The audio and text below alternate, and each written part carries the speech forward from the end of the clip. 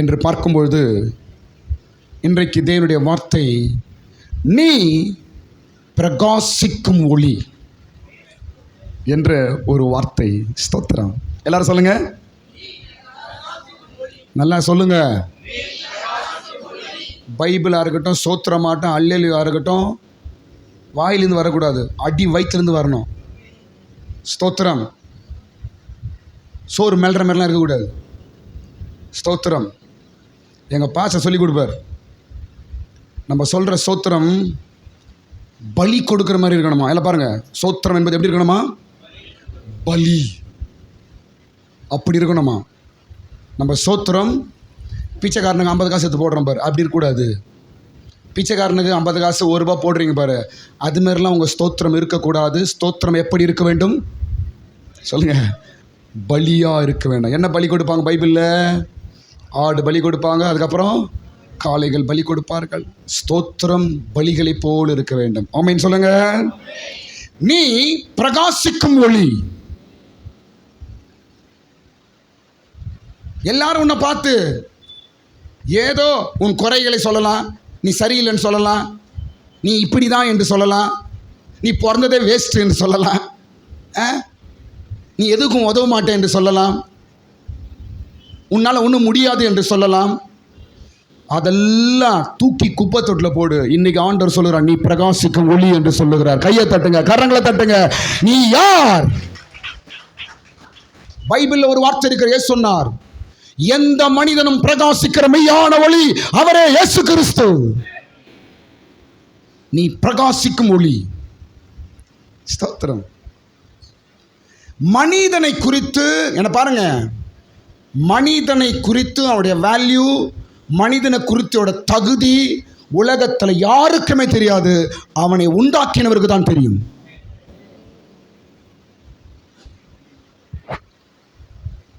எந்த ஒரு பொருளும் அதை பற்றி வேல்யூ நம்மளுக்கு தெரியாது. அதை உண்டாக்கி கஷ்டப்பட்டு கரையம் கொடுத்து வாங்குறான் பார், அவனுக்கு தான் தெரியும் அதோட வேல்யூ. ஆமென். வீட்டில் பொருளை தூக்கி போடுறான், உடனே என்ன சொல்கிறாங்க, உனக்கு தெரியாது, கஷ்டப்பட்டு வாங்கின எனக்கு தான் தெரியும் வலி. ஒரு ஃபேனாக இருக்கட்டும், ஒரு லைட்டாக இருக்கட்டும், பாத்திரமாக இருக்கட்டும், தூக்கி போட்டு உடைக்கிறான் ஈஸியாக. காலை எட்டு ஒதிக்கிறான், பொருளை உடைக்கிறான். உடனே வீட்டில் நம்ம என்ன சொல்கிறோம், நம்ம வாங்கினவனுக்கு தான் தெரியும் வலி, அதுக்கு கிரயம் கொடுத்தவனுக்கு தான் தெரியும் வலி. அந்த வலி யாருக்கு தெரியும்? இயேசுக்கு தான் தெரியும். ஒரு மனிதனுடைய வேல்யூ, ஒரு மனிதனுடைய தகுதி, ஒரு மனிதன் யார், அவன் எப்படிப்பட்டவன், அவனுக்குள்ள என்னென்ன திறமைகள் இருக்கிறது, அவன் யாருக்கு சொந்தம் என்பதை அவனை உண்டாக்கின கடவுளுக்கு தான் தெரியும். ஸ்தோத்திரம். நான் சொல்றேன் பாருங்க, உலகத்தில் சொல்ற மனுஷனுடைய வார்த்தைகள் எல்லாம் இந்த காதல வை, இந்த காதல விடு, கவலையே படாத. ஸ்தோத்திரம். ஆண்டவர் சொல்லுகிறார், நீ பிரகாசிக்கும் ஒளி என்று சொல்லுகிறார். நிச்சயமாய் நீ பிரகாசிப்பாய். ஸ்தோத்திரம். நிச்சயமாய் உன் ஒளி அநேகர்களுக்கு சீக்கிரத்தில் வீசும். நிச்சயமாய் உன் குடும்பத்தை, உன் பிள்ளைகளை, உன் எதிர்கால வாழ்க்கையை, உன் வீட்டை கர்த்தர் ஒரு வெளிச்சமாய் ஒளியாய் மாற்ற போகிறார். கையை தட்டு, கரங்களை தட்டு, இது நிச்சயமாய் நடக்கும். எத்தனை இருள்கள் உன் வாழ்க்கையில வந்து மூடினாலும், எத்தனை இருள்கள் உன்னை சூழ்ந்து கொண்டு வந்தாலும், உன்னை ஒளியாய் பிரகாசிக்கிற இயேசு உன்னோடு கூட இருக்கிறார்.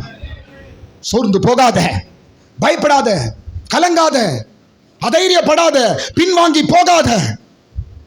நீ யார் என்று கடவுளுக்கு தெரியும், நீ யார் என்று இயேசுவுக்கு தெரியும். இப்படிதான் நம்ம வாழன உலகத்தில். மனுஷனுக்காக வாழாத. ஸ்தோத்திரம். யாருக்காக வாழ்? கடவுளுக்காக வாழ். கடவுளுக்கு தெரியும் நான் யார் என்று. சொல்லுங்க இந்த வார்த்தையை. உன் ஆண்டவருக்கு தெரியும் நீ யார் என்று. அப்படி கடவுளுக்காக, கடவுளின் மனசாட்சிக்காக நாம் வாழ்வோம் என்றால் நிச்சயமான ஒரு நாள் நம்ம பிரகாசிப்போம். பிரகாசனா என்ன? உன் வாழ்க்கையை பிரகாசனா என்ன? எல்லாரும் திரும்பி பார்க்கறது தான் பிரகாசம். உன் வாழ்க்கையை பிரகாசமாய் மாற்றுவார், உன் வாழ்க்கையை ஒளியாய் மாற்றுவார் என்ற அர்த்தம் என்ன? 4 பேர் உன்னை திரும்பி பார்ப்பான், 4 பேர் உங்ககிட்ட வந்து நிற்பான். 4 பேர் சொல்லுவான் நீ எனக்கு தேவை என்று சொல்லுவான். 4 பேர் சொல்லலாம் உன்னால தான் இது முடியும் என்று 4 பேர் சொல்லுவான். கையை தட்டு. அப்படி ஒரு ஒளியா உன்னை கடவுள் மாற்றுவார். நீ பிரகாசிக்கும் ஒளி. ஸ்தோத்திரம். நீ பிரகாசிக்கும் ஒளி. பரலோகத்துல நமக்கு நாம் எப்படி இருப்போம் என கவனிங்க, முடிச்சிட நான். பரலோகத்தில் நாம் எப்படி இருப்போம்? பரலோகம் என்றால் சொர்க்கம். அங்க எப்படி இருப்போம் என்று பைபிள் சொல்லுது என்றால் ஒளியா இருப்போம். எப்படி இருப்பான்? நம்ம சொர்க்கத்துக்கு போறான் மனுஷன், இந்த சரீரம் இந்த உடம்பு அங்க இருக்காது. அங்க எப்படி இருப்பான்? ஒளியா இருப்பான். ஸ்தோத்திரம். பரலோகத்தில் சொர்க்கத்தில் மரித்த பிற்பாடு ஒரு வாழ்க்கை உண்டு, நித்திய வாழ்க்கை. அந்த இடத்துல நீயும் நானும் எப்படி இருப்போம்? மாமா மச்சாவா இருக்க மாட்டோம், கணவன் மனைவியா இருக்க மாட்டோம், அப்பா பிள்ளைங்களா இருக்க மாட்டோம், சித்தப்பா பெரியப்பா அங்க இருக்க மாட்டோம். ஸ்தோத்திரம். அதெல்லாம் இந்த மண்ணோடு முடியும். அவைகள் எல்லாம் இந்த உலகத்தோடு முடியும். உன் ஆத்துமா இந்த உலகத்தை விட்டு போன பிற்பாடு, உன் சரீரம் மண்ணாய் மாறின பிற்பாடு, உனக்கு கடவுள் நியமித்திருக்கிற ஒரு அனுபவம் என்ன என்றால் ஒளி. ஒளி அப்படியே பரலோகத்துக்கு போகும். இப்போ சொர்க்கத்தில் நம்ம எல்லாரும் ஒளியா இருப்போம். சூப்பர்ல, சொர்க்கத்தில் ஒளியா இருப்போம். ஸ்தோத்திரம். அதற்கு தான் இந்த பூமியில உன்னை கடவுள் தகுதியாய் உன்னை மாற்றுகிறார். ஸ்தோத்திரம். பாருங்க, 2வது ஒளியா இருப்போம். பரலோகத்தில் நமக்கு ஒரு பேர் இருக்குது. பரலோகத்தில் நமக்கு இந்த பேர்ல, பரலோகத்தில் வேற பேர் இருக்குது, நிறைய பேர் இருக்குது. அதுல ஒரு பேர் என்னால் ஞானி. பரலோகம் நம்ம என்னென்ன கூப்பிடுமா சொல்லுங்க எல்லாரும்? ஞானி. என் பேர் கிடையாது, உன் பேர் கிடையாது. அங்க பேர் சொல்லி அழைக்கப்படுவதில்லை. பரலோகம் என்னவென்று அழைக்கிறது? ஞானி என்று சொல்லுகிறது. ஸ்தோத்திரம். ஞானவான்கள் என்று சொல்லப்படுகிறது. ஞானவான்கள் தேவ ராஜ்யத்தில் இருப்பார்கள். ஞானவான்கள் தேவ ராஜ்யத்தில் ஒளியாய் இருப்பார்கள். எல்லாரும் சொல்லுங்க, ஞானவான்கள் தேவ ராஜ்யத்தில் எப்படி இருப்பாங்க? ஒளியா. யார் அந்த ஞானவான்கள்? நாம தான். ஸ்தோத்திரம். பூமியிலும் வெளிச்சமா இருப்போம், பரலோகத்திலும் வெளிச்சமா இருப்போம். ஸ்தோத்திரம். இயேசு உன் வாழ்க்கையில் வருகிறார் என்றால், வந்து விட்டார் என்றால் உன் வாழ்க்கை வெளிச்சம்தான். ஸ்தோத்திரம். இருளுக்கு இடமே இல்லை. அல்லேலூயா. இயேசு கிறிஸ்துவை உன் இருதயத்தில் நினைத்துக்கொள். இயேசு கிறிஸ்துவை உன் இருதயத்தில் ஏற்றுக்கொள். இயேசு கிறிஸ்துவை உன் இருதயத்தில் நீ சொல்லு. பைபிள் சொல்லுது, அந்தகாரங்கள் பூமியை மூடும், இருள் இந்த உலகத்தை என்ன செய்யுமா? மூடும். ஆனாலும் உனக்குள்ளே வெளிச்சம் பிரகாசிக்கும். ஸ்தோத்திரம். பிரச்சனைகள் இருளு, சோதனைகள் இருளு, பயம் இருளு, கவலைகள் இருளு, நோய் இருளு, அப்புறம் வேற என்ன? சண்டை சச்சரவுகள் இருளு, பாவம் இருளு, பொய் இருளு, விபச்சாரம் இருளு, திருடு இருளு. இதைதான் இன்னைக்கு உலகம் சுற்றி சுற்றி சுற்றி வந்து கொண்டிருக்கிறது. இதெல்லாம் இருள். இந்த இருளிலே கடவுள் நம்ம வச்சிருக்கிறாரு. ஸ்தோத்திரம். தைரியமாக இருப்போம். ஏனென்றால் ஒளி எங்களுக்குள்ள இருக்கிறது. ஸ்தோத்திரம். நீதான் ஒளி. உன் குடும்பத்துக்கு நீதான் ஒளி, சமுதாயத்துக்கு நீதான் ஒளி, உன் வீட்டுக்கு நீதான் ஒளி, உன் கணவனுக்கு நீதான் ஒளி, உன் மனைவிக்கு நீதான் ஒளி, உன் பிள்ளைகளுக்கு நீதான் ஒளி. ஸ்தோத்திரம். சமுதாயத்துக்கு நாம் தான் ஒளி. ஹல்லேலூயா. இன்னிலிருந்து ஒரு மைண்ட் வச்சுங்க, நான் பிரகாசிக்கும் ஒளி. இந்த வார்த்தை அப்பப்போ சொல்லுங்க. எந்த சோதனையை பற்றி பேசாதீங்க, பின்மாற்றத்தை பற்றி பேசாதீங்க, தோல்வியை பற்றி பேசாதீங்க, பிரச்சனைகளை பற்றி பேசாதீங்க. இந்த வார்த்தை சொல்லுங்க, நான் பிரகாசிக்கும் ஒளி, நான் பிரகாசிக்கும் ஒளி. ஒளி ஆகிய இயேசு எனக்குள் இருக்கிறார். ஸ்தோத்திரம். இப்போ ஒரு 6 விஷயம் டக்குன்னு சொல்லி நான் முடிச்சிடுறேன். எல்லாரும் தானியேல் 12ஆம் அதிகாரத்துக்கு வந்துருங்க. எல்லாரும் தானியேலின் புஸ்தகம் 12ஆம் அதிகாரத்துக்கு வந்து விடுங்கள். தானியேலின் புஸ்தகம் முழு பைபிள்ல மிக மிக முக்கியமான தீர்க்க தரிசன புஸ்தகம்.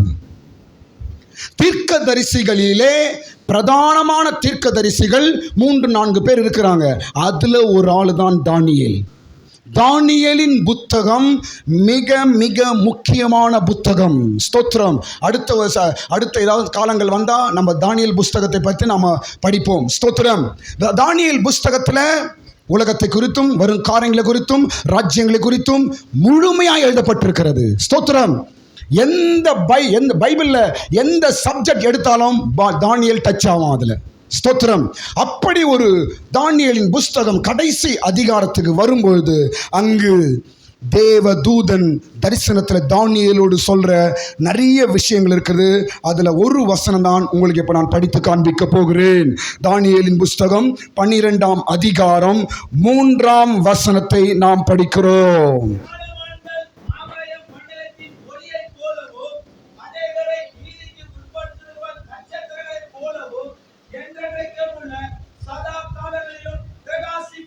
ஹல்லேலூயா. பிரகாசிப்பார்கள், தேவ ராஜ்யத்தில் பிரகாசிப்பார்கள், ஒளியாய் பிரகாசிப்பார்கள். ஸ்தோத்திரம். இங்கு 2 பேர் எப்படி சொல்லப்படுறது? விசுவாசிகள், ஊழியக்காரர்கள். ஸ்தோத்திரம். விசுவாசிகள் ஞானவான்கள், ஊழியக்காரர்கள் நீதிக்கு உட்படுத்துகிறவர்கள், நீதிக்குள்ளே நடத்துகிறவர்கள். ஸ்தோத்திரம். இப்ப பரலோகத்தில் ஒளியாகவும் நட்சத்திரங்களாகவும் நாம் இருக்க போகிறோம். ஆமென். இங்கே உலக வாழ்க்கையை பார்க்காத. அவன் இப்படி, இவன் இப்படி, இது அப்படி, அது அப்படி, அது அப்படிக்குது, இது இப்படிக்குது, இவன் அப்படிக்கிறான், அப்படி இருக்கிறான், அவன் இப்படி இருக்கிறான், அந்த வீடு இப்படி, இதெல்லாம் பார்க்காத. இதுக்கு பிற்பாடு ஒரு பெரிய வாழ்க்கை உண்டு. இதெல்லாம் நிரந்தரம் கிடையாது. இன்னைக்கு சாயந்தரம் செத்து போனா எதில் இருக்கிற மண்ணில் போச்சிருவாங்க, முடிஞ்சு போச்சு. இது நிரந்தரம் கிடையாது. எந்த மனிதனுக்கும் இந்த வாழ்க்கை நிரந்தரமான வாழ்க்கையா அல்ல. இதன் பிற்பாடு ஒரு ஒளியாய், ஒரு வெளிச்சமான ஒரு இடத்துல நாம் காணப்பட போகிறோம். அதுதான் பைபிள் போதிக்கிறது. ஞானவான்கள் ஆகாய மண்டலத்தின் ஒளியை போல பிரகாசிப்பார்கள். யார் அந்த ஞானவான்கள்? நீதான். யார் ஞானவான்கள்? பரலோகம் நம்மளை என்ன பேர் சொல்லுது? நமக்கு சத்தமா சொல்லுங்க. பரலோகம் உனக்கு என்ன பெயரை சொல்லுகிறது? ஞானவான். ஞானமுள்ள ஸ்திரீயே, ஞானமுள்ள மகனே. சொர்க்கத்தில் கடவுள் யாரை கொண்டு போய் வைக்கிறாரு? ஞானவான்களை. அதனால நல்லா படிக்கணும் பொழுது அந்த ஞானம் கிடையாது. நல்லா படிக்கணும் பொழுது, நல்ல மார்க் வாங்கணும் பொழுது, நல்ல ஜாப் எடுக்கணும் பொழுது, அதெல்லாம் உலக வாழ்க்கைக்கு ஓகே. பரலோகத்துக்கு அந்த தகுதி அல்ல. ஸ்தோத்திரம். பரலோகம் ஞானவான் யாரை சொல்லுகிறது? அதான் 6 விஷயம் நான் சொல்ல போறேன். இப்போ பரலோகம் ஞானவான்களை வரவேற்கிறது. சொர்க்கம் ஞானவான்களை வரவேற்கிறது. அவர்கள் எப்படி இருப்பார்கள்? அவர்கள் எப்படி இருப்பாங்க சொல்லுங்க? ஆகாய மண்டலத்தில் பிரகாசிக்கும் ஒளியை போல இருப்பார்கள். ஸ்தோத்திரம். பரலோகம் உன்னை ஒளி என்று அழைக்கிறது. பரலோகம் உன்னை ஞானவான் என்று அழைக்கிறது. அல்லேலூயா. சொல்லுங்க ஒரு முறை. யார் ஞானவான்கள்? ஞானவான்கள் எப்படி இருப்பார்கள்? எப்படி இருக்க வேண்டும்? அதே அதிகாரத்தில் ஒரு 6 விஷயம் எழுதப்பட்டிருக்கிறது. அதை மாத்திரம் சொல்லி நான் முடிச்சிடுறேன். ஸ்தோத்திரம். ஒளியாய் பிரகாசிப்போம். இந்த 12ஆம் அதிகாரத்தில் நிறைய விஷயம், காலை நான் படிக்கும்போது நிறைய விஷயம், ஸ்தோத்திரம், நிறைய விஷயங்கள் எழுதப்பட்டிருக்கிறது. சூப்பராக இது படிக்கிறது. அது ஸ்தோத்திரம். சில விஷயங்கள் நான் சொல்லி முடிக்கிறேன். ஞானவான்கள் ஆகாய மண்டலத்தில் ஒளியை போல பிரகாசிப்பார்கள். நம்ம எல்லாரும் ஞானவான்களாய் இந்த பூமியில் வாழும்பொழுது பரலோகத்தில் நாம் ஒளியிலாய் மாறுவோம். ஸ்தோத்திரம். நம்பர் 1, ஞானவான் யார்? யார் ஞானவான்? ஞானவான் என்றால் முதல் காரியம் அவனிடத்தில் என்ன இருக்கும் என்றால் என்ன பாருங்க. முதல் காரியம், ஞானவான் இயேசுவை தேடுவான். அல்லேலூயா சொல்லுங்க. யார் ஞானவான்? பைபிள் சொல்லுது ஞானி அஞ்ஞானி. இயேசு சொல்றார் ஞானி என்று சொல்லுகிறார், அதுக்கப்புறம் அஞ்ஞானி என்று இயேசு சொல்லுகிறார். ஸ்தோத்திரம். 1 கொரிந்தியர் 10ஆம் அதிகாரம் 20ஆம் வசனம், மத்தேயு 6ஆம் அதிகாரம் 32ஆம் வசனம். ஸ்தோத்திரம். இவர்கள் அஞ்ஞானிகள், அப்படின்னா ஞானமற்றவர்கள் என்று எழுதப்பட்டிருக்கிறது. ஸ்தோத்திரம். ஞானவான்கள், பரலோகம் சொல்ற ஞானவான்கள் யார்? பரலோகம் ஏற்றுக்கொள்ளுகிற ஞானவான்கள் யார்? ஸ்தோத்திரம். இயேசுவை தேடுகிறவன் ஞானவான். உலக காரியம் அல்லாமல் நித்திய காரியத்தை தேடுகிறவன் ஞானவான். நல்லா கவனிங்க, நான் முடிச்சிடுறேன் நான். ஸ்தோத்திரம். மத்தேயு சுவிசேஷம் 2ஆம் அதிகாரத்தில் இயேசுவை தேடி போன சாஸ்திரிகள் என்று நாம் தமிழில் படிக்கிறோம். இங்கிலீஷ் என்ன போட்டுக்கிறது? Wise man. சாஸ்திரிகள் இயேசு பிறந்திருக்கிறார் என்று கேள்விப்பட்டு அவரை தேடி என்ன பண்றாங்க? இவங்க போகிறார்கள், சாஸ்திரிகள்.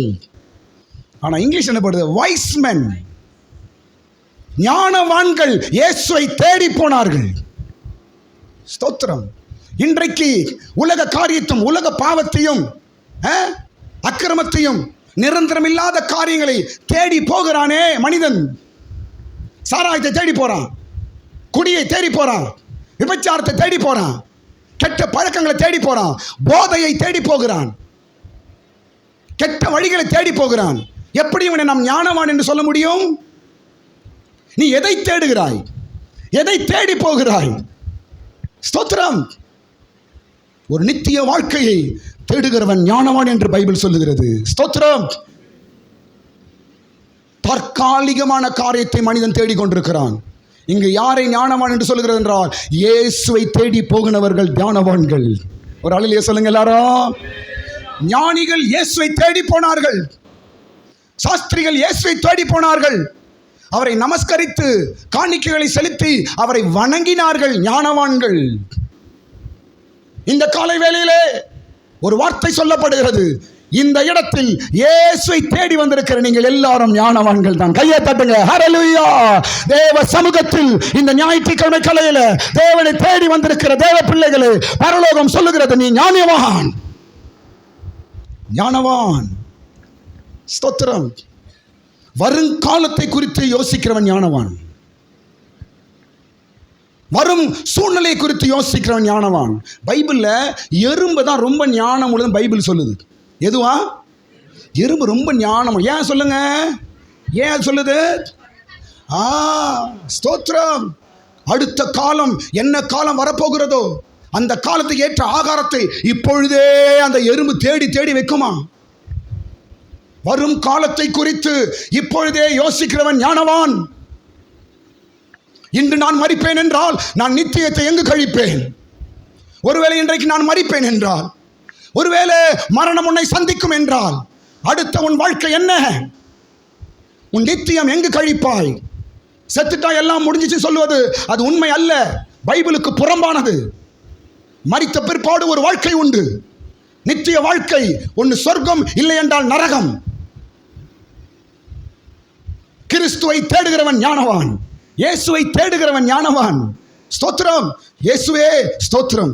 இயேசுவே நான் நினைக்கிறேன், இயேசுவே நான் உம்மை ஏற்றுக்கொள்கிறேன், இயேசுவே என்னை ஆசீர்வதிங்க, இயேசுவே என் பாவத்தை மன்னிங்க என்று இன்றைக்கே நீ சொல்லுவாய் என்றால் உன்னை பரலோகம் ஞானவான் என்று அழைக்கும். ஆமென். ஹல்லேலூயா.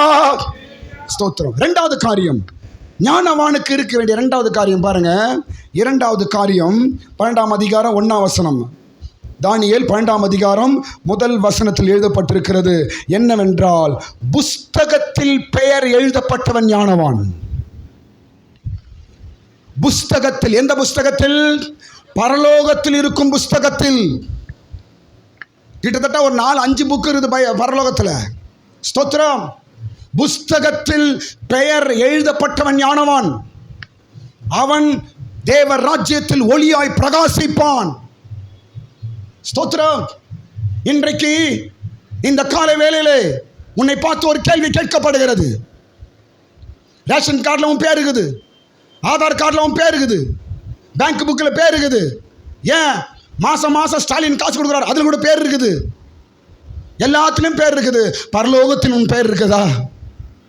பரலோகத்தின் புத்தகத்திலே உன் பெயர் எழுதப்பட்டிருக்கிறதா? பரலோகத்தில் கடவுள் எழுதுகிறார், பெயரை கிறுக்குகிறார். பயமாக பார்க்கும்போது மோசே கிட்ட சொல்லுகிறார், நான் கிறுக்கவும் செய்வேன். பரலோகத்தில் கடவுள் லெட்ஜர் மெயின்டைன் பண்றாரு. பரலோகத்தில் கடவுள் புக் வச்சிருக்கிறாரு. ஜீவ புஸ்தகம், ஆட்டுக்குட்டானின் ஜீவ புஸ்தகம், ஞாபக புஸ்தகம், தேவனுடைய புஸ்தகம், எல்லா கால நேரங்களையும் எழுதுகிற புஸ்தகம், எல்லாவற்றையும் மெயின்டைன் பண்றாரு. ஸ்தோத்திரம். நீ என்ன நேரத்தில் என்ன செய்தாய், என்ன பேசினாய், எப்படி இருக்கிறாய் என்று சகலமும் பரலோக புஸ்தகத்தில் உன்னை குறித்து எழுதப்பட்டிருக்கிறது. உன் பெயர் ஆண்டவருடைய புஸ்தகத்தில் எழுதப்பட்டிருக்கிறதா? புஸ்தகங்கள் திறக்கப்படும், வெளிப்படுத்தல் புஸ்தகத்தில் எழுதப்பட்டிருக்கிறது, புஸ்தகங்கள் திறக்கப்படும். கர்த்தர் அந்த புத்தகத்தை வைத்து ஒவ்வொரு மனிதனும் கேள்வி கேட்பாராம். ஒவ்வொரு மனிதனும் கேள்வி கேட்பார். நீ இந்த நேரத்தில் இப்படி செய்தார், இப்படி காரியம் என்று வேதத்தில் எழுதப்பட்டது போல கேட்பாரே. ஜீவ புஸ்தகத்தில் உன் பெயர் எழுதப்பட்டிருக்கிறதா? ஸ்தோத்திரம். புக்கில் பெயர் எழுதப்பட்டவன் தப்பிக்கப்படுவான் என்று அந்த வசனம் சொல்லுது. விடுவிக்கப்படுவான். சூப்பர். அந்த மாதிரி லைன் படிங்க, படிச்சு பாருங்க. புஸ்தகங்களில்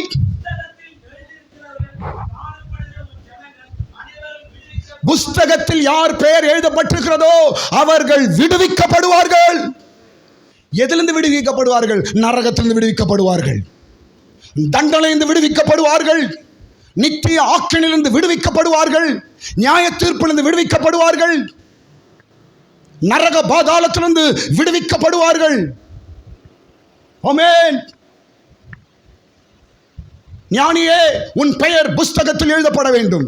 ஜீவ புஸ்தகம் என்றால் ஞானஸ்தானம் எடுத்து கர்த்தரை ரட்சிக்கப்படும் பொழுது நம்முடைய பெயர் எழுதப்படுகிற புஸ்தகம் தான் ஜீவ புஸ்தகம். ஜீவ புஸ்தகத்தில் உன் பெயரும் என் பெயரும் இருக்க வேண்டும். ஸ்தோத்திரம். நான் விசுவாசிக்கிறேன், இங்க வந்திருக்கிற தேவ பிள்ளைகள், தேவனை தேடி வந்திருக்கிற உங்கள் எல்லாருடைய பெயரும் ஜீவ புஸ்தகம் இருக்கிறது என்று நான் விசுவாசிக்கிறேன். ஆமென் சொல்லுங்க. ஹல்லேலூயா. ஸ்தோத்திரம். ஒரு நாள் வரும் எந்த மனிதனும் தேவனுக்கு முன்பாய் வந்து நிற்க வேண்டும். அவன் ராஜாவா இருக்கட்டும், ஏழையா இருக்கட்டும், தரித்திரனா இருக்கட்டும், படித்தவனா இருக்கட்டும், படிக்காதவனா இருக்கட்டும், உயர்ந்த ஜாதியா இருக்கட்டும், தாழ்ந்த ஜாதியா இருக்கட்டும், எல்லா மனிதனும் மனித குலமும் ஆண்டவராகிய இயேசு கிறிஸ்து ராஜாதி ராஜாவாய் உட்காருவார். அவருக்கு முன்பாய் வந்து நிற்க வேண்டும். கதையல்ல சத்தியம், கதையல்ல யதார்த்தம். அப்பொழுது புஸ்தகத்தில் பெயர் எழுதப்பட்டிருக்கிறவர்கள் விடுவிக்கப்படுவார்கள். ஸ்தோத்திரம். இன்றைக்கே என் பெயர் புஸ்தகத்தில் இருக்கிறதா என்பதை ஆராய்ந்து பார்ப்பாயாக. மனம் திரும்பு, பாவ மன்னிப்பை பெற்றுக்கொள், ஞானஸ்தானத்தை பெற்றுக்கொள், இயேசுவின் இருதயத்தில் ஏற்றுக்கொள், உன் பெயர் புத்தகத்தில் எழுதப்படும். ஸ்தோத்திரம். இன்றைக்கு முழு உலகத்தில் யுத்தம், முழு உலகம் யுத்தம், உலகமே கலவரமா இருக்கிறது. எந்த நொடியில் உலக மகா யுத்தம் வரும் என்று சொல்ல முடியல. இதெல்லாம் உலக மனுஷனுக்கு ஏதோ யுத்தம் நடக்குது நினைக்கலாம். ஆனால் கிறிஸ்தவன், பைபிள் படிக்கிறவனுக்கு இவைகள் எல்லாம் ஆண்டவர் சொல்லியிருக்கிற அடையாளங்கள் நடந்து கொண்டிருக்கிறது. கிறிஸ்தவர்கள் நாங்கள் இதை குறித்து கலவரப்படுவதில்லை. ஏனென்றால் 2000 எத்தனை ஆயிரம் ஆண்டுகளுக்கு முன்பாக இதெல்லாம் பைபிளில் எழுதியிருக்கிறது. யுத்தம் வரும், தேசங்களுக்கு யுத்தம் வரும், இஸ்ரவேலுக்கு விரோதமாய் பட்டணங்கள் நாடுகள் எழும்பும் எழுதியிருக்கிறது. இஸ்ரவேல் பாருங்க, இன்னும் வரும் நாட்களிலே, சகரியா புஸ்தகத்தை படிச்சு பாருங்க, வரும் நாட்களிலே முழு உலகத்தில் எல்லா நாடுகளும் இஸ்ரவேலுக்கு விரோதமாய் எழும்பும். இயேசு சமீபமாய் வந்து விட்டார் என்ற அடையாளம். கையை தட்டு, அந்த நாள் சீக்கிரமாய் வரப்போகிறது. ஞானவானே, உன் பெயரை சீக்கிரமாய் எழுது. ஞானவானே, உன் பெயரை சீக்கிரமாய் பரலோக புஸ்தகத்தில் எழுதிக்கொள். ஏனோ தானே என்று வாழாத, நீ ஒளியாய் மாற்றப்படுவாய். ஸ்தோத்திரம். மூன்றாவது காரியம், ஞானவான் எப்படி இருப்பான்? யார் ஞானவான்? முதல் காரியம், கிறிஸ்துவை தேடுகிறவன் ஞானவான். இரண்டாவது, புஸ்தகத்தில் பெயர் எழுதப்பட்டவன் ஞானவான். மூன்றாவது, உணர்வுள்ளவன் ஞானவான். எந்த வசனம் தெரியுமா? 10ஆம் வசனம், 12ஆம் அதிகாரம் 10ஆம் வசனத்தில் அது எழுதப்பட்டிருக்கிறது. ஸ்தோத்திரம். என்னவென்று? உணர்வுள்ளவன் ஞானவான். ஆமென். ஸ்தோத்திரம். ஞானவான்களோ உணர்ந்து கொள்ளுவார்கள். ஞானவான்களோ உணர்வு. எல்லாரும் இந்த வார்த்தை சொல்லுங்க, மறுபடியும் சொல்லுங்க. உணர்வு. உணர்வுனா என்ன அர்த்தம்? உணர்வுனா என்ன அர்த்தங்க? சென்ஸ், அப்படிதானே? உணர்வு. ஸ்தோத்திரம். உணர்வில்லாமல் இருக்காத, எல்லாவற்றுக்கும் உணர்வோடு இருப்பவன் ஞானவான். ஜெபம் பண்ணல, உணர்வு. நான் இன்னைக்கு பைபிள் படிக்கல, உணர்வு. நான் சபைக்கு வரல, உணர்வு. ஸ்தோத்திரம். எல்லாவற்றிலும் ஒரு உணர்வு ஒன்று உனக்கு இருந்தால் நிச்சயமாய் நீ ஞானவானாய் மாறுவாய். ஹல்லேலூயா. அடுத்த காரியம், 4வது காரியம். போயிடலாம், சீக்கிரம் போயிடலாம். 4வது காரியம், சோதிக்கப்படுகிறவனும் புடமிடப்படுகிறவனும் ஞானவான். எந்த வசனம் படிக்கிறோம்? அதே 10ஆம் வசனத்தில் எழுதப்பட்டிருக்கிறது, சோதிக்கிறவனும் புடமிடப்படுகிறவனும் ஞானவான். ஸ்தோத்திரம்.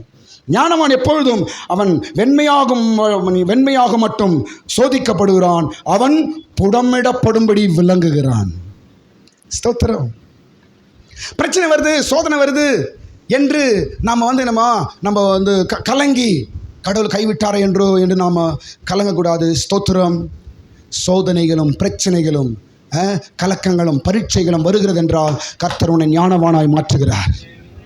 ஸ்தோத்திரம். கடவுள் கைவிடல. சோதனை வந்துச்சு, கடவுள் கையை விட்டாரு. பிரச்சனை வந்துச்சு, கடவுள் கை விட்டாரு. அப்படி அல்ல. ஸ்தோத்திரம். கடவுளோடு கூட இருக்கிறவர்கள் பரீட்சைகளுக்கு அனுமதிக்கிறார் அவர். ஆனாலும் கடவுள் கைவிட மாட்டார். பிரச்சனையில் உன்னை பாஸ் பண்ண வைப்பார், பரீட்சையில் உன்னை பாஸ் பண்ண வைப்பார். ஆமென். முன்னோக்கி போக செய்வார். ஹல்லேலூயா. சோதனைகளும் பரீட்சைகளையும் அனுபவிக்கிறவன் ஞானவான், அவன் புடமிடப்படுவான். 10ஆம் வசனம் படிக்க மேல, அநேகர் மாக்கப்பட்டு புடமிடப்பட்டவர்களாய் விளங்குவார்கள். யார் அவர்கள்? ஞானவான்கள்.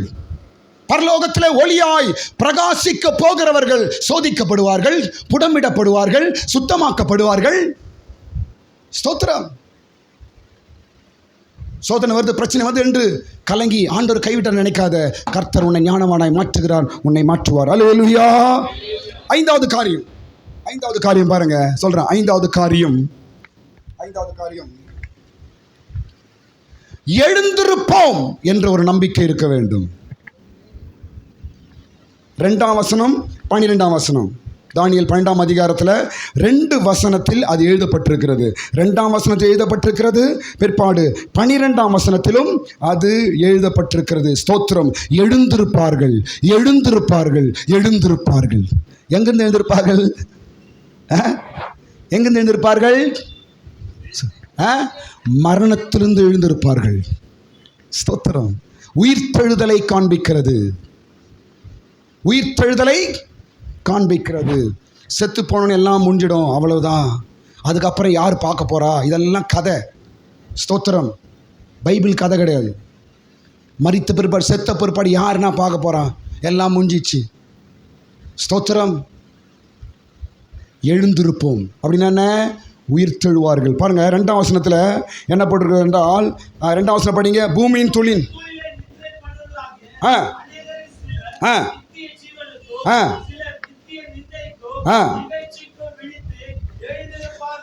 எழுந்திருப்பார்கள். பூமியின் தூளிலே நித்திரை செய்கிறவர்கள் அப்படின்னா மண்ணில் தூங்குறவங்க. பூமியின் தூளிலே நித்திரை செய்கிறவர்கள் என்று எழுதப்பட்டிருக்கு. அப்படின்னா யாரு? யார் அவர்கள்? செத்து மரித்து அடக்கம் பண்ணப்பட்டிருக்காங்க பாருங்க, அவங்க. பூமியின் தூளிலே நித்திரை. பைபிளில் நிறைய இடத்துல நித்திரை என்று தான் எழுதப்பட்டிருக்கிறது. செத்து போயிட்டான் அப்படி இல்லை, நித்திரை, நித்திரை, நித்திரை. ஏன் நித்திரைன்னு எழுதப்பட்டிருக்கிறது? செத்து போனவனே நித்திரை என்று தான் பைபிள் சொல்லுது. ஏன்? ஏன்? நித்திரை பண்ணுகிறான், ஒரு நாள் எழும்புவான். தூங்குகிறான், ஒரு நாள் எழும்புவான். மரித்தவனை பைபிள் நித்திரை என்று சொல்லுகிறது. அப்படி என்றால் ஒரு நாள் எழும்புவான், ஒரு நாள் எழும்புவான். ஸ்தோத்திரம். 1 கொரிந்தியர் 15ஆம் அதிகாரத்தில் படிக்கும் பொழுது நாம் எழும்புவோம். மரித்த பிற்பாடு ஒரு உயிர்த்தெழுதல் எழுப்ப வேண்டியது வரும். அப்போ நம்ம வேற விதமாக மாறிடுவோம் என்று எழுதப்பட்டிருக்க. சீக்கிரம் படிங்க. 42ஆம் வசனத்திலிருந்து 44 வசனம் வரைக்கும் எழுதப்பட்டிருக்கிறதாங்க. 1 கொரிந்தியர் 15ஆம் அதிகாரம் 42ஆம் வசனம்.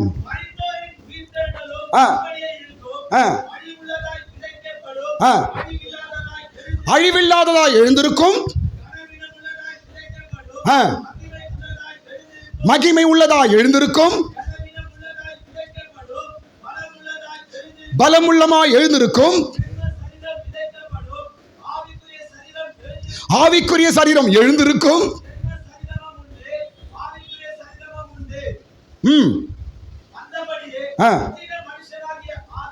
44 வசனம் படிச்சீங்களா?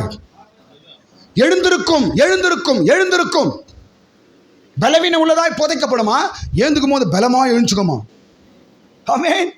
அப்புறம் அழி உள்ளதாய் புதைக்கப்படுமா? எழுந்திருக்கும் போது எப்படி எழுந்துக்குமா? அழிவில்லாததா எழும்பும். எது ஏஞ்சிக்கும் எதை குறிச்சு? உன்னை பற்றி தான். எழுந்திருக்கும் என்று எதை சொல்லுகிறது? நம்மை குறித்து தான் சொல்லுகிறார். நான் எழுந்திருப்பேன், நான் எழும்புவேன். எக்கால சத்தம் கேட்கும், அப்பொழுது மரித்த சடலங்கள் எல்லாம் எழும்பும். தெரியுமா?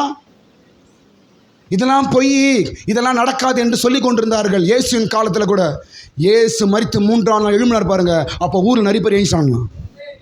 எதற்கு? அடையாளங்கள் உண்மை, ஒரு உயிர்த்தெழுதல் உண்டு என்பதை கர்த்தர் காண்பிக்கிறார். பூமியில வாழும் பொழுது ஒரு உயிர்த்தெழுதல் உண்டு. நான் எழும்புவேன். பரலோக ராஜ்யத்திற்கும் நித்திய ஆசீர்வாதங்களை சுதந்தரிப்பதற்கும் நான் எழும்புவேன் என்ற ஒரு நம்பிக்கையோடு தான் பூமியில வாழ வேண்டும்.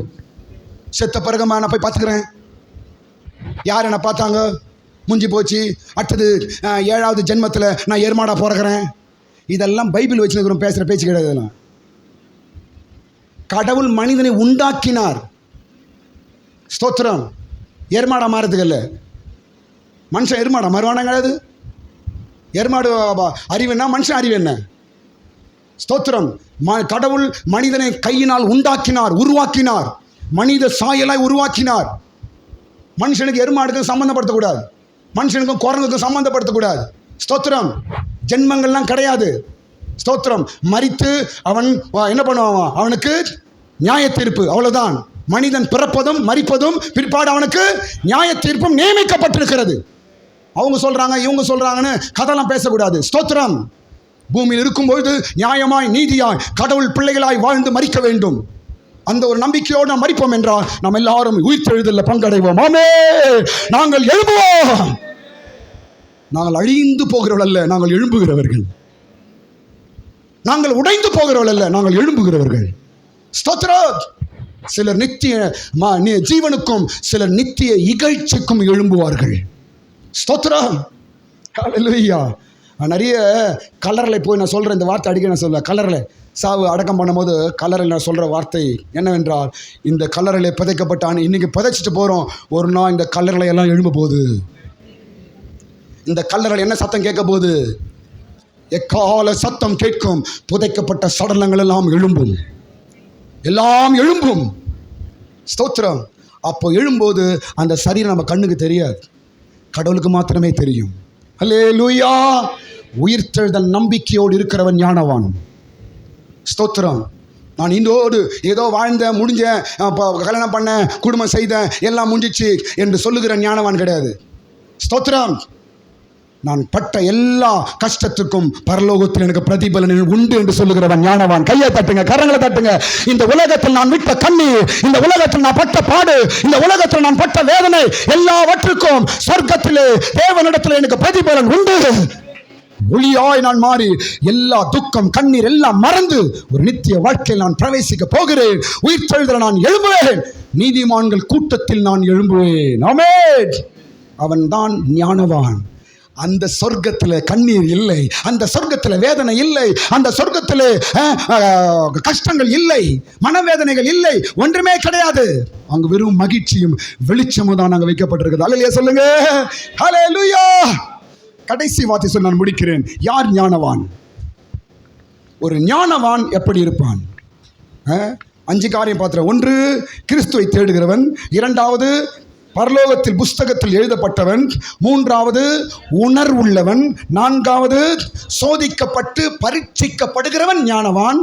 5வது, உயிர்த்தெழுதலை நம்புகிறவன் ஞானவான். ஸ்தோத்திரம். 6வது காரியம், லாஸ்ட் காரியம் சொல்லி முடிக்கிறேன். இந்த 6வது காரியம் எங்கன்னா, யோபு சொல்ற வார்த்தையை கொஞ்சம் நான் உங்களுக்கு சொல்றேன். யோபின் புஸ்தகம் 15ஆம் அதிகாரம் 8ஆம் வசனத்தில் இது எழுதப்பட்டிருக்கிறது. யோபுவின் புஸ்தகம் 15ஆம் அதிகாரம் 8ஆம் வசனத்தில் எழுதப்பட்டிருக்கிறது. என்ன எழுதப்பட்டிருக்கிறது? யார் ஞானவான் என்றால் சொல்லை கேட்கிறவன் ஞானவான். சீக்கிரம் படிங்க.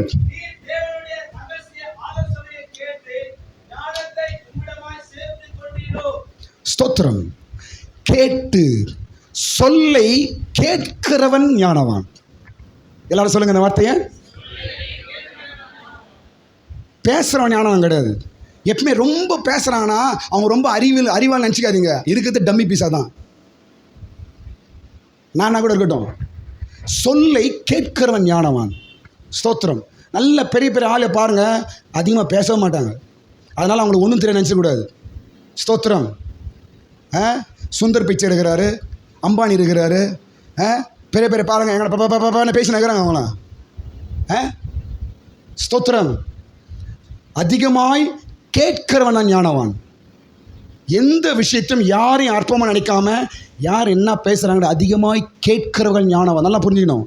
எங்கே போனாலும் ஒரு இன்டர்வியூவாக இருக்கட்டும், ஒரு ஜாபாக இருக்கட்டும், ஒரு ஜன கூட்டமாக இருக்கட்டும், அங்கே போய் நின்று நான் தான் பேசினேன் காக்கா மாரி கத்தாதீங்க. அமைதியாக இருங்க. எந்த அளவுக்கு மற்றவர்களை பேசுகிறதை கேட்கணும், நீங்கள் தான் ஞானவானாய் மாறுவீர்கள். அதான் பைபிள் சொல்லுது. ஸ்தோத்திரம். யார் ஞானவான்? எந்த அளவுக்கு கேட்கிறானோ அவன் ஞானவானாய் மாறுவான். எந்த அளவுக்கு கேட்கிறானோ அவன் பேசுகிறவனாய் மாறுவான். நீதிமொழி எழுதியிருக்கு இதெல்லாம். ஸ்தோத்திரம். முந்திரி கோட்டை மாதிரி பேசுறது, முந்திரி கோட்டை மாதிரி முன்னாடி போயிடுறது, ஒன்றுமே தெரியாது, ஆனால் முந்திரி கோட்டை மாதிரி போயிடுது. என்ன சீல் குத்துரு வந்துடும் அவங்கள பற்றி, இது ஒரு டம்மி பீஸ், இது வெளியே சொல்ல மாட்டான், உன்னை எடை போட்டுருவாங்க. சொசைட்டியில் எப்படி வாழணும் என்று பைபிள் கற்றுக் கொடுக்கிறது.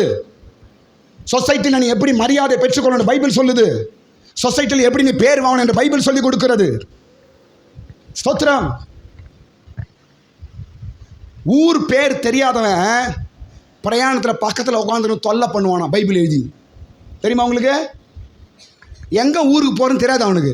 ஊர் பேர் தெரியாதவன், ஆனால் பஸ்ஸில் உட்காந்துக்கிறான். அவன் பக்கத்தில் ஒருத்தன் உட்காந்துக்கிறானா, அவன் என்ன பண்ணுவான்? இவன் சார் அடுத்த ஸ்டாப் எங்கே சார், சார் இது என்ன ஸ்டாப் சார், இது சார் இப்போ அடுத்தது எங்கே சார் வரும் சார், இது என்ன சார் ஊர், டேய் உங்க கூட பேர் தொல்லையாச்சு போடா அப்படி. அது பைபிள் எழுதிருக்குதுங்க. சூப்பரில். பைபிளை நம்ம அசால்ட்டாக நினைக்கவே கூடாது. ஸ்தோத்திரம். ஊர் பேர் தெரியாதவன் தொல்லை பண்ணுவானா பைபிள் எழுதிருக்கு. ஸ்தோத்திரம். அப்போ ஞானவான் எப்படி இருக்க வேண்டும்? ஒரு பாஸ்டரு பஸ்ஸில் உட்காந்து போயின்னுக்கிறாராம். பஸ்ஸில் பிரயாணம் பண்ணி போயின்னுக்கிறார். பக்கத்தில் ஒரு ஹிந்திக்காரன், அவனுக்கு தமிழ் அவ்வளோ பேச வராது. இவருக்கு வந்து ஊர் போய் ஏதோ கேட்கணுமா, அடுத்த ஊர் என்ன வரப்போகுது. திரும்பி பார்த்தான், அவன் அப்படி முறைக்கிறானா. என்னடா இவன் முறைக்கிறான்னு மறுபடியும் திரும்பி ஏன் கேட்கலான்னு திரும்பி பார்த்தா மறுபடியும் முறைக்கிறானா. அப்படின்னு என்னடா இவங்ககிட்ட என்ன பேசுறது அப்படின்னு இவர் எதோ போகிற ஊரை பற்றி கேட்கலான்னு மறுபடியும் கூட முறைச்சினே வரானா. அவன் எப்பா எங்கடா போகிறது, இவனால சும்மாவும் முறைக்கிறான், இவங்ககிட்ட என்ன பேசுன்னு பயந்துனே தரான். அப்புறம் திடீர்னு போய் பார்த்தாரான். அவன் திரும்பி அவன் முறைச்சி பார்த்து ஊற்றுக்கட்டை அப்படின்னு. நான் என்னடா பேசுனேன், எப்பா நான் ஒன்றும் சொல்லடா ஊற்றுக்கட்டன்றான். மறுபடியும் இவன் பார்க்குறான், ஊற்றுக்கட்டை அப்படின்றானா. பாஸ்டருக்கு பயம் வந்துச்சா, என்ன ஊற்றுக்கட்டன்றானே, நீ என்ன பண்ணுவான்னு இல்லை. கடைசியில் பார்த்தா அவன் போக வேண்டிய ஊர் பேர் ஊத்துக்கோட்டையான். ரெண்டு பேருக்கும் ஊர் பேர் தெரில. இவருக்கும் ஊர் எங்கே ஊர் பேர் தெரில. பக்கத்தில் உட்கார அவருக்கும் அவன் இந்துக்காரனுக்கும் ஊர் பேர் தெரில. அவனுக்கு ஊத்துக்கோட்டைன்னு சொல்ல தெரில. ஊற்றுக்கட்டைன்றான். பாஸ்டருக்கு பயம் வந்து சேர்ந்து போயிட்டான். அவன் எப்பா இவன் நான் மொச்சு பார்த்து ஊற்றுக்கட்டான்றான். ஒன்றுமே பேசலையே, ஒன்றுமே கேட்கலையே, இவன் ஊற்றுக்கட்டான்றான்னு அச்சுருவான் பொழுது எழுந்து போயிட்டான். கசில் பார்த்தா ஊத்துக்கோட்டை வந்துச்சான்னு கேட்கத்தானா. ஞானம் இல்லாதவர்கள் பேச்சு இப்படி தான் இருக்கணும். ஹல்லேலூயா. அதிகமாய் கேட்கிறவர்கள் ஞானவான்களாய் மாறுவார்கள். ஸ்தோத்திரம். அதனால் வீட்டில் கூட என்ன சொல்கிறாங்க ஒரு நிமிஷம் கேளுங்க. மனைவி என்ன சொல்கிறா, கணவன் என்ன சொல்கிறான், பிள்ளைகளுக்கு அப்பா அம்மா என்ன சொல்கிறாங்க கொஞ்சம் கேளுங்க. காதில் கேட்டால் தான் நீங்கள் ஞானவான்களாக வளர முடியும். எந்த அளவுக்கு கேட்கிறோம் அந்த அளவுக்கு ஞானங்கள் உண்டாகும். ஸ்தோத்திரம். நீ என்ன சொல்கிறது, நான் என்ன செய்கிறது, நீ பேசாத எனக்கு எல்லாம் தெரியும்னு சொல்கிறவங்க அவங்க வந்து புத்தியே இல்லைன்னு அர்த்தம். அவங்க எதுக்குமே ஒதுக்க மாட்டாங்க. அவங்க மண்டல களிமண் தான் அதுங்களுக்கு. ஸ்தோத்திரம். பிள்ளைங்களுக்கு நான் சொல்கிறேன், நான் அப்பா அம்மா எது சொன்னாலும் கேட்கணும். நல்லா படிக்கணுமா, அப்பா அம்மா பேச்சு கேட்டால் தான் படிக்க முடியும். நல்ல மார்க் வாங்கணுமா, அப்பா அம்மா சொல்ல பேச்சை கேட்டால் தான் மார்க் வாங்க முடியும். நல்ல ஜாப் வேணுமா, அப்பா அம்மா பேச்சை கேட்டால் தான் ஜாப் கிடைக்கும். நல்ல லைஃப் செட்டில் ஆகணுமா, அப்பா அம்மா பேச்சை கேட்டால் தான் லைஃபை செட்டில் ஆக முடியும். எல்லாம் எனக்கு தெரியும், எல்லாம் நான் பார்த்து நினச்சியா நீ வந்து மூளைக்கால தான் ஊந்து கடுப்பேங்கண்ணா. ஸ்தோத்திரம். கேட்கிறவன் ஞானவான். எல்லாரும் அந்த வார்த்தையை சொல்லுங்கள். கேட்கிறவர்கள் ஞானவான்கள். ஸ்தோத்திரம். எந்த அளவுக்கு நாம் வேதத்தையும் போதனைகளையும் நாம் கேட்கிறோமோ அந்த அளவுக்கு கடவுள் நம்மை ஞானவான் என்று சொர்க்கத்தில் கொண்டு போய் வைப்பார். ஹல்லேலூயா. எல்லாரும் கண்களை மூடுங்க. ஸ்தோத்திரம். ஞானவான்கள் ஆகாய மண்டலத்தில் வெளிச்சங்களைப் போல பிரகாச